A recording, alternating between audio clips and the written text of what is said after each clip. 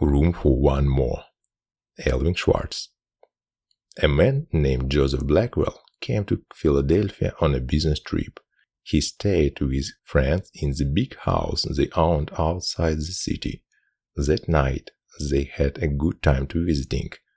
But when Blackwell went to bed, he tossed and turned and could not sleep. Sometime during the night he heard a car turn into the driveway. He went to the window to see who was arrived at such a late hour. In the moonlight, he saw a long black hearse filled with people, and driver of hearse looked up at him. When Blackwell saw his third, hideous face, he shuddered. The drivers called to him, "There is room for one more."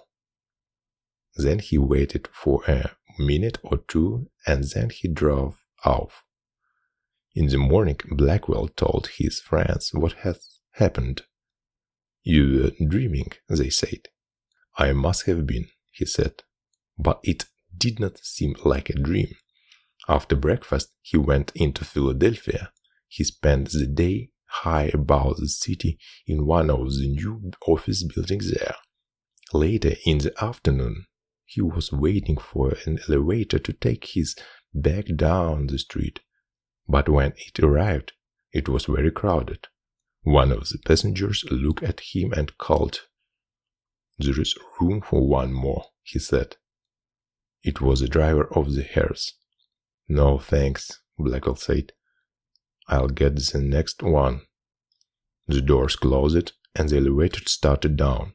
There was shrieking and screaming at the sound of the crash. The elevators had fallen in the bottom of the shaft. Everyone aboard was killed.